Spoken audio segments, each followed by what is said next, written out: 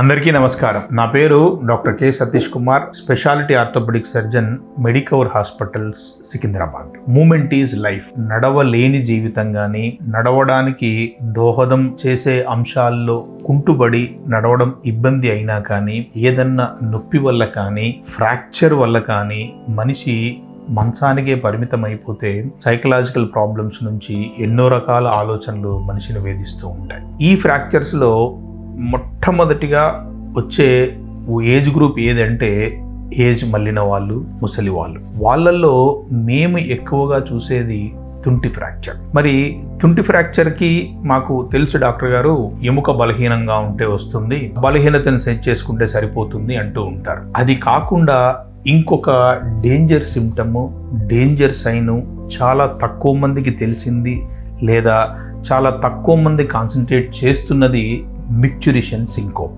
అంటే ఒక brief loss of consciousness, sudden loss of conscious. మూత్రం పోసేటప్పుడు కానీ, మూత్రం పోసిన తర్వాత కానీ కళ్ళు తిరిగి పడిపోవడాన్ని మిక్చురేషన్ సింకోప్ అంటారు.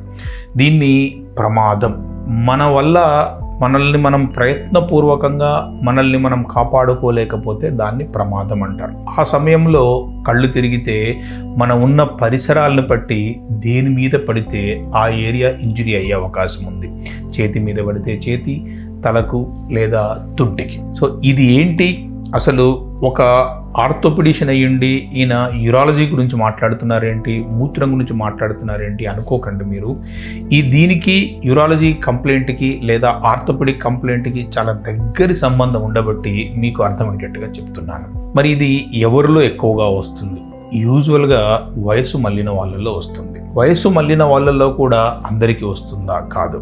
క్రానిక్ డయాబెటిక్స్ అంటే పెరిఫెరల్ న్యూరోపతి ఉన్న వాళ్ళలో, ఆటోనమిక్ న్యూరోపతి సింటమ్స్ ఉన్న వాళ్ళల్లో, రాత్రిపూట ఎక్కువసార్లు లేచి మూత్రం పోసే అలవాటు ఉన్న వాళ్ళల్లో, ఆల్కహాల్ తగు మోతాదులో కాకుండా ఎక్కువగా తీసుకొని ఆ మూత్రం సంచి నిండగానే సడన్గా లేచి బాత్రూమ్కి వెళ్ళే వాళ్ళల్లో, లేదా నరాలని పాసిఫై చేయడానికి ప్రీగబాలిన్ కానీ, గాబాపెంటిన్ కానీ, యాంగ్జైటీ డిజార్డర్కి సంబంధించి ఎమిట్రిప్లిన్ కానీ, కొన్ని సైకియాట్రీ డ్రగ్స్ కానీ, కొన్ని స్లీపింగ్ మెడిసిన్స్ కానీ వాడే వాళ్ళలో ఇది చాలా ఎక్కువగా చూస్తూ ఉంటాం. మరి రాకుండా ఏం చేయాలి? ఎందుకంటే డయాబెటీస్ అనేది మనం వద్దు అనుకుంటే వచ్చేది కాదు.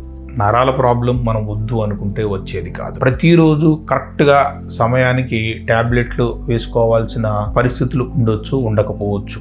ఏదన్నా చుట్టాల ఫంక్షన్కో పార్టీలకో వెళ్ళినప్పుడు ఒక్కొక్కసారి ఇంటికి వచ్చిన తర్వాత మనం ట్యాబ్లెట్లు వేసుకుంటాం. ఈ నరాలకు సంబంధించిన ట్యాబ్లెట్లు ఎప్పుడైతే 7 గంటల నుంచి 9 గంటల మధ్యలో వేసుకుంటామో అది మెల్లగా పనిచేసి పొద్దున పూట ఏ ఇబ్బంది లేకుండా ఉంటుంది. ఎవరైతే 10 నుంచి తర్వాత 11, 11:30 ప్రాంతంలో వేసుకుంటారో వాళ్ళల్లో ఈ మిక్చురేషన్ సింకోప్ వచ్చే అవకాశం ఉంది అన్నమాట. మరి రాకుండా ఉండాలంటే ఏం చేయాలి?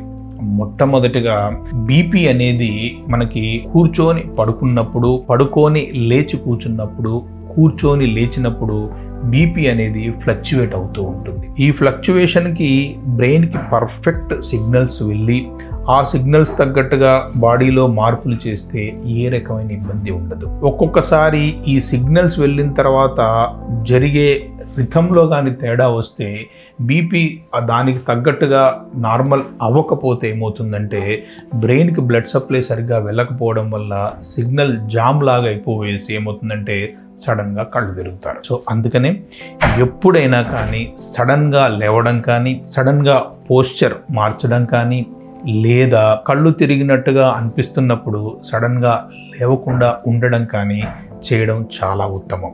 అందుకని మనము ఆ రోజు పొరపాటున ఎక్కువ ఆల్కహాల్ తీసుకున్నా, లేటుగా ట్యాబ్లెట్ వేసుకున్నా, మనము వాటర్ కంటెంట్ చూసి కానీ తీసుకుంటే మనకి కొంచెం లేటుగా మూత్రానికి లేవాల్సిన అవసరం రావచ్చు. అన్నీ ఒకే రోజు మనకి జరిగితే ఏమవుతుందంటే మంచి డీప్ స్లీప్లో ఉన్నప్పుడు మూత్రానికి లేవాల్సి వచ్చినప్పుడు చేతి కర్ర లేకపోయినా, బాత్రూమ్ సరిగ్గా లేకపోయినా, దూరంగా ఉన్నా, లేదా వాకర్ లాంటి సహాయం లేకపోయినా, బాత్రూంలో గ్రాబ్ రాడ్స్ లేకున్నా కానీ ఏమవుతుందంటే సడన్గా జారిపోయే అవకాశాలు ఉన్నాయి.